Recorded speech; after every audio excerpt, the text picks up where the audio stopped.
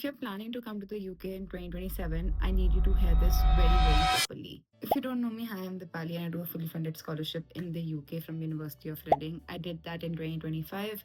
I'm done with my graduation. Now I work in marketing on a post-study work visa. And be very blatant with the facts. I won't elaborate much, but I'll tell you the reality because the first question I meet anyone and I ask is, was it worth it for you to actually come here? Because I have seen the struggles. I've seen people struggling with me. So stay till the end to know actual answer should you come or should you not. I'm not associated with any university or any UK abroad consultancy, so I'll be very honest with you. These consultants just paint a picture that abroad is so good, go to this uni, go to that uni, without knowing how the placement, how actually the employability rate is. So let's start from the first point. Please don't think that your degree is equal to a job. Your degree will just be a certificate. People get jobs even before getting a degree here. So no, your degree, don't think like I'll do a master's abroad and obviously I will get a job in the UK because I'm doing my master's from the UK. No, it's the biggest myth. Your degree will not land you a job. Even a degree from Imperial or a very good college won't land you a job. Employers here see your skill, see how you can do a task better. I'm not saying that first tier unis are not good. Obviously, tier one unis give you that network. When you see your friends upskilling, talking about some things, you are in that environment, in that zone that makes you thrive, makes you learn that thing as well. Whereas if you're in a tier 2 or tier 3 uni, you're not surrounded by those people. So gradually, you don't talk that language. But when you are surrounded with smart people, you speak smart language. So that's why having a good uni is really, really important. So I always say, don't look at 5 to 10 QS ranking if you're confused between Surrey or Reading, for example, and the fees difference is not that much. Choose the one that's low fees. If you're confused between, let's say, Imperial and Reading, then please choose Imperial because even though that 15-20 lakh fee difference, the network you will get will be completely different than the network you'll get in Reading. Not saying that Reading is any bad, but I'm just saying that if it's a very good uni and a normal uni, go to a very good uni, even if the fee difference is not that much, because the network will always decide your network. And don't come with zero work ex. Please, I beg you. All these study abroad consultancies are always like students after their undergrad, please go abroad. Even the webinars that I do, everyone is a freshie. Freshers have the most hard time here, and most of the students that are coming are freshers, which is just so stupid. After your undergrad, please, I beg you, work for at least 2 years in your industry and then come abroad for your masters. There is a caveat here. If you're very good in what you do, if you just have like less work ex or no work ex, but you're very confident that you have some certifications to back that up, then you can still come. But again, work-ex always makes you more employable. Just remember, you're second-class citizens here. They'll always prioritize their own national people. Would rather choose someone with zero work-ex in their own country than you with zero work-ex. You have to remember this. You are second-class citizens living in a first-class country.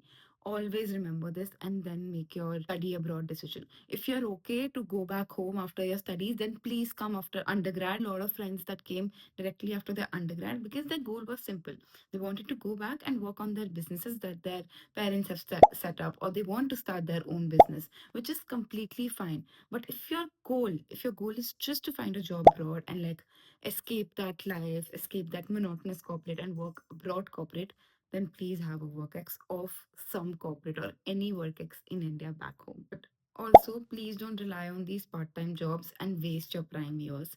I see students working 40 hours, even though the legal limit is 20 hours, just working crazy and missing their classes or going less classes, missing on their assignments to finish their part time work and to earn that money that they'll be later spending on clubbing or eat outs or whatever. Please, please, even if you're asking your parents money, that's also fine, but don't do brain rot jobs more than 8 to 10 hours in a week because you're just wasting your time. Why do you want to do part times at Tesco, Aldi, Asta? I understand money is an issue here. I was on a sponsored scholarship. Who are you to say you didn't ask money from your parents because you already got it, but we have to ask our parents? It's just so simple when you say it.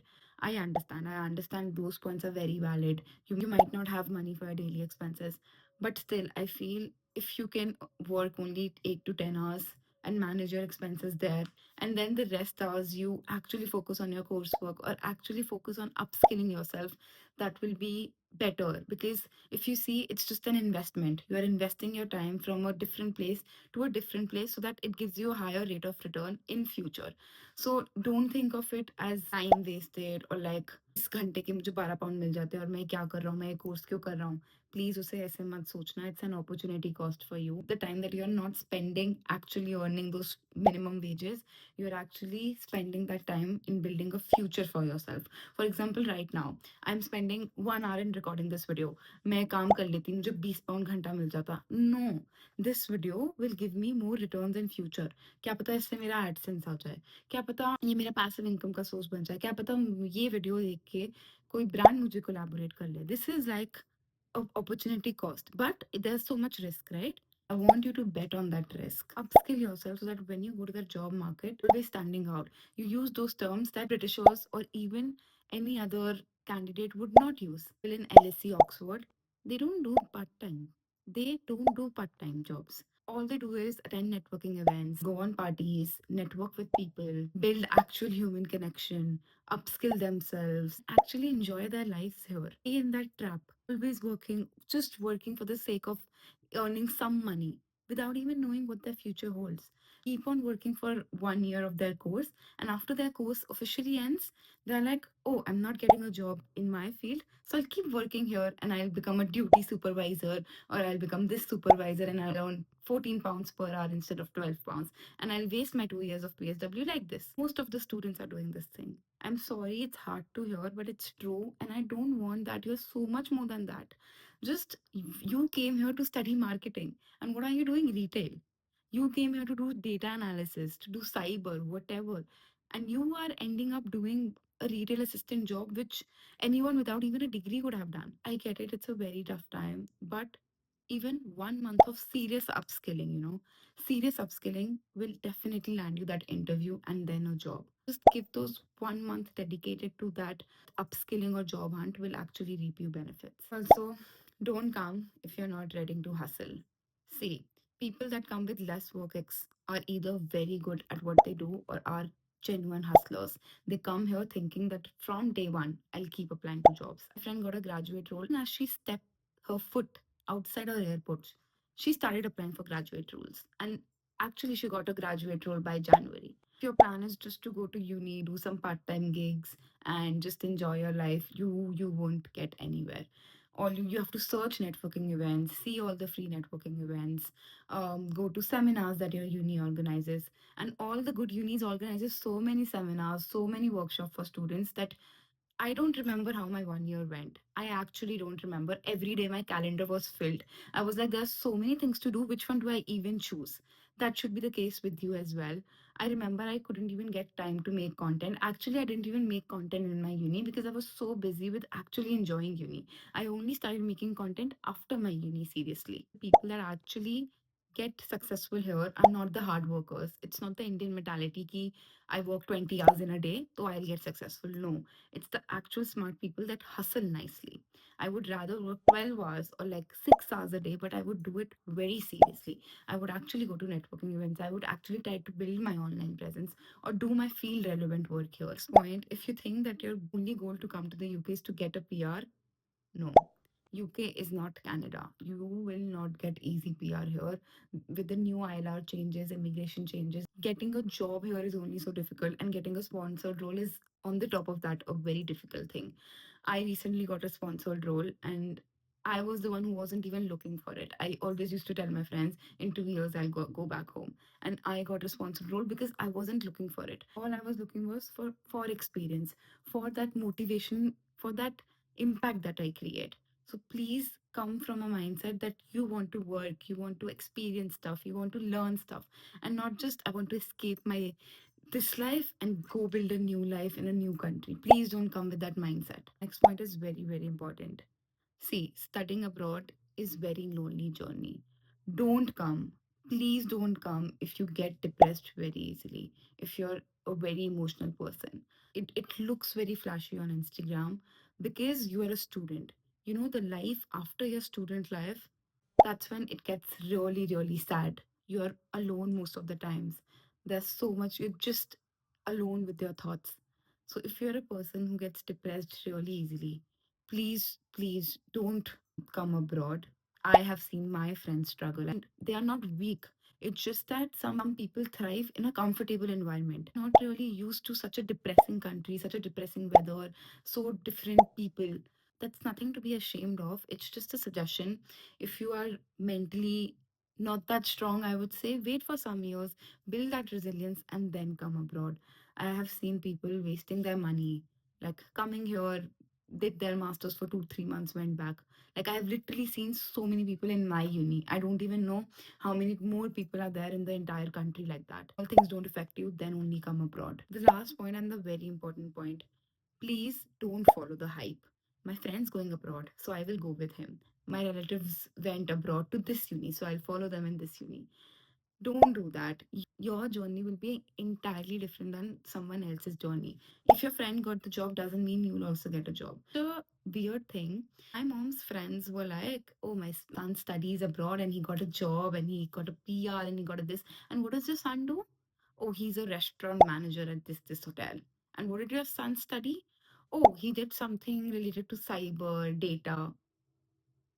Do you get that? Do you get that? Just to stay in a country, you have completely changed your field. How does that even make sense?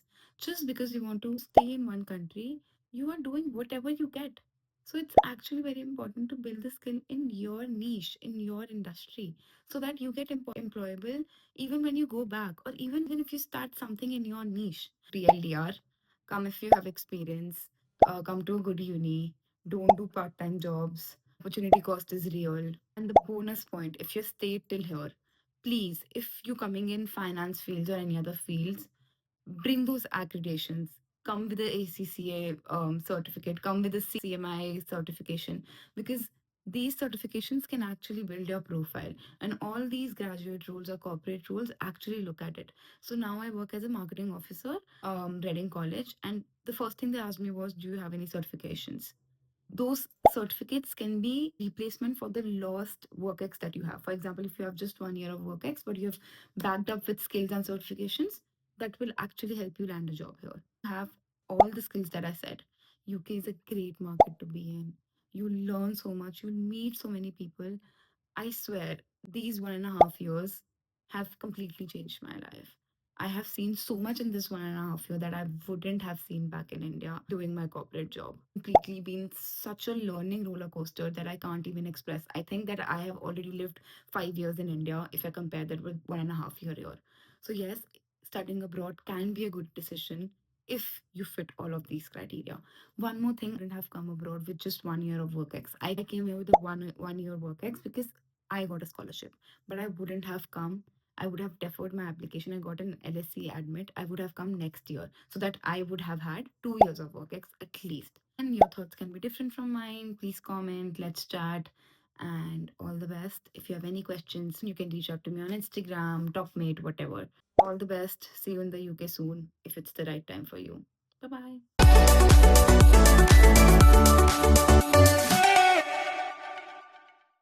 But if you're confused between, but if you're it's just you're just I've seen, and no hate to, and they are not, people like my mom's, I it's just such.